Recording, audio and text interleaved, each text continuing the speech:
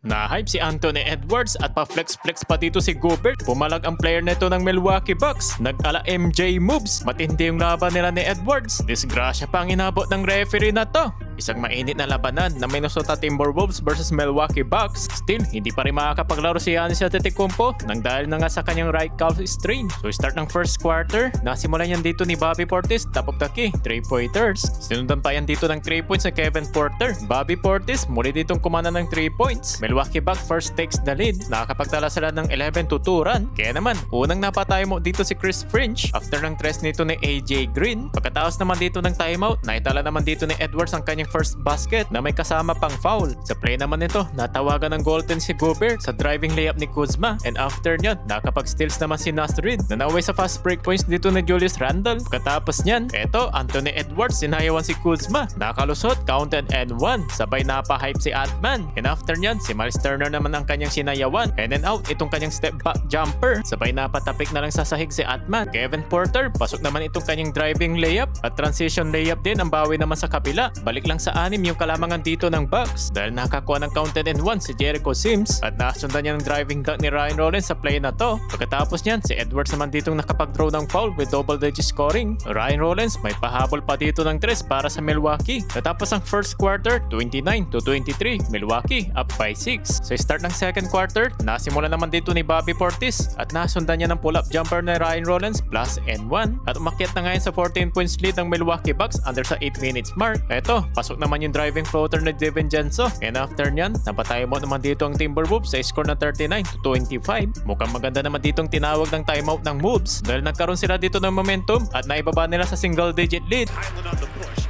DiVincenzo spot up from no. Gobert offensive rebound. Put back. Sa halfway mark, napabayan pa sa ilalim si Gobert, sabay napaflex ang big man ng Wolves. Baba na lang sa 6 points ang lamang ng Bucks. And after nyan, sagutan ng 3 si Miles Turner at ni Anthony Edwards para naman dito sa opensa ng Timberwolves. Kaso, muli naman ditong sumagot ng 3 si Miles Turner. Rudy Gobert, naghahalimaw naman dito sa ilalim. Good offensive rebound, sabay puntos, napapaflex pa mga idol. Mukhang may inangasan si Gobert. Sa last 2 minutes remaining, kontrolado pa rin dito ng Bucks sa double digit lead. Pero buti na lang, kumana dito ng 3 points si Naz Reid. Nasundan pa yun ng 2 points ni Julius Randle. Muli nila ditong naibaba sa single digit lead. May pahabol naman dito ng 3 si Kevin Porter Jr. Masaya niyang tinira ng harap-harapan si Naz Reid. Tapos ang second quarter na may double digit lead pa rin ng Bucks. Sa score na 60-48 halftime. Entering of the third quarter, Rudy Gobert alley-oop play na meron siya ditong 7 points. Kaso nga lang problema, nagsunod yung turnovers dito ng Wolves. Napa-MJ moves pa ito si Kevin Porter kontra kay DiVincenzo. Hanip yung ginawa moves ng player neto ng Milwaukee. Tumawag ng timeout dyan ng home team. Pagkatapos ng timeout, 15 points ang largest lead dito ng Bucks. Pero buti na lang, nakapag-capitalize dito ang Timberwolves at unti-unti silang nakabalik sa laban. Naibaba nila yun sa single digit lead at napatimeout naman dito ang Bucks. Right after the timeout, nakapagtala pa rin dito ng magandang run ang home team. Extra pass. Read the corner.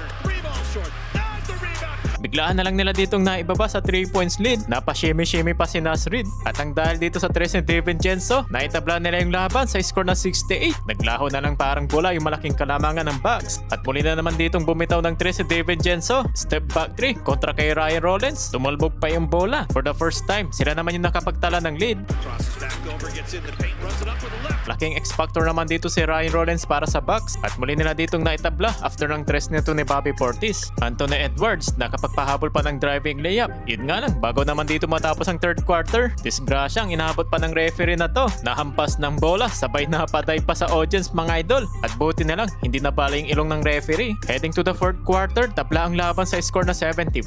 Sa fourth and final quarter, kumana naman dito ng step back 3 si Ryan Rollins. Sabay angas mga idol. Pero sinagot siya ng 3 points na Shannon na solid of the bench points dito sa Timberwolves. Jericho Sims, dalawang magkasunod na slam dunk ang kanya ditong ginawa. Ito naman yung hindi inaasahan ng Milwaukee. Napatay mo na lang si Doc Rivers sa dalawang sunod na tres ni Shannon. Maagang celebration sa Timberwolves. Run continues pa rin dito sa home team after the timeout. Nawi pa ito sa score na 94-87. Under sa 4 minutes mark, 5 points ang hinahabol ng visiting team. Miles Turner, gigil naman dito nag-slam dunk. Baba na lang sa 3-point lead ng Wolves. Gumamit naman dito ng screen si Gobert. Anthony Edwards, pasok yung pull-up jump shot. Grabe naman yung titig ni Atman dito kay Kuzma. Sa play na to, butata ang inabot ni Gobert kay Kevin Porter. Pero na-turnover si Porter Portis at nahawi sa 3 points dito ni Edwards. Sabay pa baril-baril na si Atman. Last 1 minute mga idol, frustrated na si Bobby Portis. Last 25 seconds, pamatay ng laban sa driving layup ni Edwards. 1 seconds na lang nang maibaba sa 3-point game. 5 seconds, tumawag pa dito ng timeout. Epic comeback para sa panalo ng Timberwolves.